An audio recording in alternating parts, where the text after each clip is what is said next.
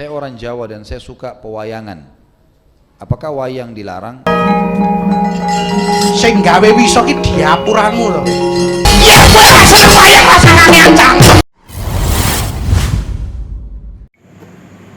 Assalamualaikum warahmatullahi wabarakatuh.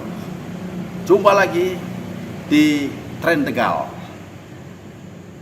Isu yang menarik di pemberitaan berbagai media, baik cetak maupun elektronik, terkait dengan salah seorang ustadz, tetapi wajahnya dibikin seperti wayang. Nah, awal kisah adalah saat seorang ustadz tadi ditanya oleh salah satu jamaah yang terkait tentang wayang. Ya, kalau kita lihat wayang, kebetulan saya punya komunitas sastra wayang Balo-Balo. Balo-Balo adalah kesenian khas asli Tegal, Jawa Tengah. Tapi kondisinya sekarang mati suri. Mati sungkan, hidup segan. Karena apa sahabat? Tidak ada yang nanggap. Nah, sehingga ketika tidak ada yang nanggap, ya alamat hampir semua para pengrawit, tukang kedang, bahkan sampai tukang gong atau sinden pun kembang kempis dalam kehidupan ekonominya. Karena apa? Yaitu tadi, tidak ada yang nanggap.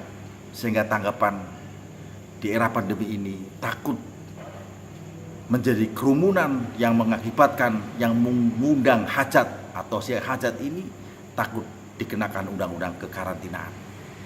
Karena ada salah satu tokoh di Tegal yang sudah divonis bersalah akibat hajatan.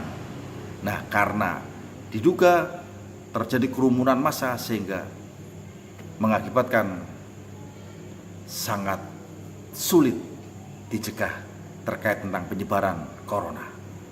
Itu beberapa tahun yang lalu. Dan sekarang rame tentang wayang. Nah, salah satu ustadz tadi yang sekarang disudutkan bahkan dilaporkan oleh sekelompok orang. Tapi anehnya ada seorang ustadz yang populer juga kemudian mengundang salah seorang tokoh wayang, tokoh dalang. Dan dalang ini sekarang menjadi pro dan kontra. Sebenarnya apa sih dalang, biwudar, biwulang? Ya, dalang sendiri adalah orang yang pandai cendekia, yang harus bisa menyampaikan tentang makna sesungguhnya tentang ajaran-ajaran filosofi Jawa. Ya, karena dalang adalah sosok terpelajar, maka diharapkan dari mulut dalanglah menjadi teladan, tontonan maupun tuntunan. Ya, sahabat, kalau kita bicara wayang, nah, saya punya tokoh pewayangan. Nah, ini yang disebut Ki Semar. Tokoh ini nggak mungkin ngomong kasar. Assalamualaikum, tutuku. Nah, begitu. Antara lain. Karena apa? Tokoh Semar itu diibaratkan menjadi sang guru, romo yang bisa ngandani, memberikan nasihat kepada anak-anaknya. Biasanya tokoh Semar ini selalu memberikan nasihat terbaik apabila terjadi gonjang-ganjing di negara Ngastina. Ya. Kemudian Punakawan, Semar Gareng Pitruk Bagong iku lucu, yen guneman turung-turung mesti guyu. Nah, ada satu syair bahwa kelompok Semar ini memang dan teman-temannya Punakawan bahkan pernah menjadi tokoh idola. Semar itu menjadi penasehat bagi anak-anaknya. Nah, ini pun nasibnya sama. Dulur-dulurku, yuk pada kumpul. Iki lho Pene, kumpul.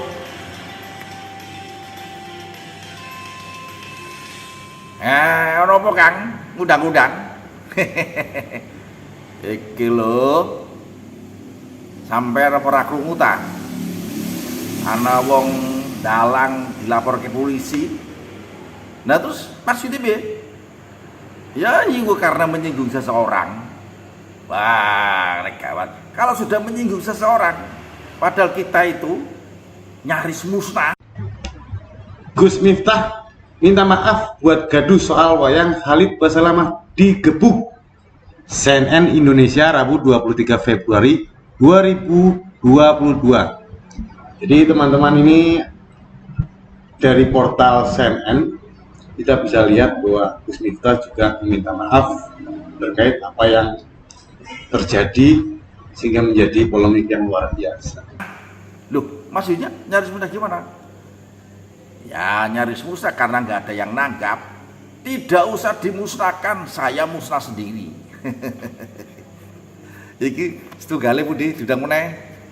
Halo, Rene gue. Ono apa? Ono apa? Jadi tokoh-tokoh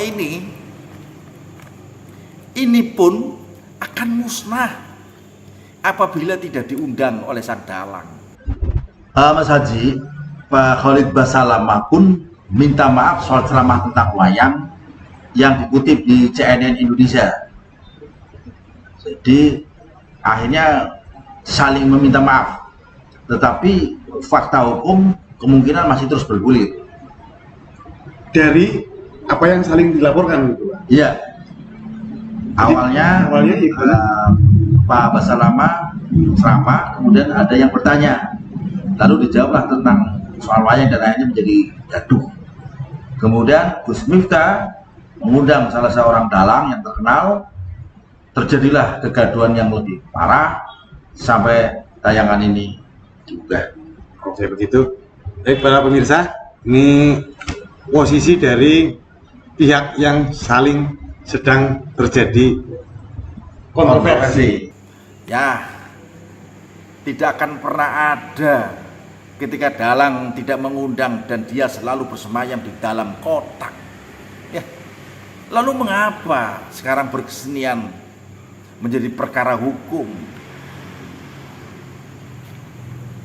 Dipersoalkan karena mungkin menyinggung seseorang. Allah, aku orang ngerti. Sementing awake dhewe yo langasi nanggap ya punah. Jadi tidak usah dimusnahkan. Ketika orang tidak nanggap saya, ya musnah dengan sendirinya. Ya kono kuwi kan. Iya, bener ta bener. Yen langasi nanggap nyong, ya nyong ora bakal tampil. Apa maning nyong jalanan kotak. Nah, jadi ketika saya tidak ada yang nanggap, ya otomatis dengan sendirinya saya akan punah dengan sendirinya. Seperti halnya bahasa daerah, bahasa Tegal contohnya. Yen wong-wong ora pada nganggo bahasa Tegal pasti akan punah. Contoh di komplek mewah, ya, di perumahan elit semuanya menggunakan bahasa Indonesia, pakai baby sister, sehingga orang-orang tidak menggunakan bahasa Tegal. Oh, jadi kayak gue, ya iya. Nah orang nganggo bahasa Tegal lama-lama hilang. Iya, lama-lama akan hilang dengan sendirinya, seperti kita sebagai wayang. Ketika orang-orang tidak nanggap saya, ya saya akan punah sendiri, tidak usah dimusnahkan. Oh bener Eka. Nek bahasa Tegal orang dinggo semuanya menggunakan bahasa Indonesia, ya otomatis bahasa Tegal sendiri akan punah. Lah ya kayak ngono, apa maning wayang, apa maning nyong ning jero kotak, nek dalange ora jukut nyong. Kalau dalangnya tidak mengambil saya dalam kotak, maka saya tidak akan pernah keluar dari pakliran. terus tidur saja di dalam kotak. Ya, jadi ngono kan iso rosan lesun-lesunan, awake dhewe mung wayang, bayang-bayang. Lah kasih pada ribut piye ke? Sing taring saling menghujat, memukuli wayang yang menyerupai tokoh. Ya wis biaran mereka pada akhirnya nanti akan berhenti sendiri. Jenenge konflik, polemik ya setiap anu pasti ada. Oh iya, nek sing apik awake dhewe ya kudu aku rukun, nggih. Ora usah bengeng nganti tidak usah saling melapor. Opo menang jadi arang, kalah jadi abu. Ah ya wis awake dhewe iki ya kudu akur lah. Akur, ikut ngalor ya ngalor, ikut ngidul ya ngidul, apa jare dalang. Dalang miduraken piwulang, menyampaikan hal kebajikan. Nah, yang ngono. Oke. Begitu sahabat. Yang namanya wayang itu benda mati. Ketika tidak ada yang nanggap, sawayang-wayangnya sekaligus dalang dan panjaknya tidak bisa hidup secara ekonomi. Karena salah satu contoh di grup kesenian saya Balo-Balo, sindenya sudah berumur, tukang kendangnya sudah meninggal, bahkan banyak pengrawit yang sudah usur, sehingga kesenian daerah sekarang bukan hanya tidak diminati, tetapi karena tidak ada yang nanggap. Dengan demikian maka kesenian itu akan punah dengan sendirinya. Ya, jangan dikaitkan dengan apapun, bahwa ini sebagai bentuk pelajaran bahwa tanggapan kesenian budaya adiluhung memang perlu dilestarikan dengan catatan nanggap wayang, nanggap balo-balo. Apabila Anda tidak nanggap, berarti Andalah bagian dari orang yang ikut memusnahkan kebudayaan. Yes, saya berharap bahwa teman-teman nanggap saya. Kalau tidak ada yang nanggap, ya sudah, saya akan punah dengan sendirinya. Tidak usah dimusnahkan, saya akan musnah, munah dengan sendirinya. Seperti hanya kesenian-kesenian yang lain, ya. Mereka wajib dilestarikan, tapi jangan sekedar ngomong dilestarikan, harus dibuktikan. Nanggap saya, menghidupi saya, karena saya bukan pengemis, saya bekerja menjual kreativitas. Begitu. Jadi silakan tidak usah berpolemik, tidak usah saling melapor kepada kepolisian, karena sekarang zaman yang hati-hati. Mulutmu adalah harimau, mulutku nek ora makan ya aku mati. Apa jare dalang? Dalang ke terserah mau Gatotkaca menang, mau Gatotkaca kalah, ya terserah dalang. Lo dalang yang ngetoke, yang mengambil saya di dalam kotak, kalau saya dianggap menang, kirimu gambale, ya terserah dalang. Sehingga tidak perlu ribut. Sesama seniman harus saling bantu-membantu. Sesama pengrawit, sesama seniman dalang, ya. Jika wayang bersatu, tak mudah dikalahkan. Nah, wayang bersatu piye wong wayang tergantung dalang. Kalau dalangnya tidak mengambil saya, ya saya tidak keluar. Sehingga saya harus berterima kasih kepada orang yang mau nanggap saya. Itulah yang ngurip-nguripi budaya adiluhung. Tapi kalau saya tidak ditanggap, ya sudah, saya akan punah dengan sendirinya. Ada di dalam kotak selamanya. Jadi begitu sahabat. Orang sekarang ramai membicarakan tentang salah satu tokoh agama yang digambarkan berjenggot dengan menggunakan kostum orang Timur Tengah, dihajar rame-rame, dihujat rame-rame, dipermalukan. Tetapi orang ini sekarang mau dilaporkan polisi juga. Ya, akhirnya saling melapor. Saya berharap jangan dijadikan pengalian isu. Ya, negeri ini sudah begitu terpuruk. Kemarin kelangkaan masker, kelangkaan hand sanitizer. Nah, sekarang lagi rame-ramenya kelangkaan minyak goreng. Jangan-jangan ada yang nimbun. Nah, mari kita ikuti terus perkembangan di Tren Tegal bersama Kang Mari Gustam. selalu mengabarkan salam budaya untuk Indonesia sejahtera.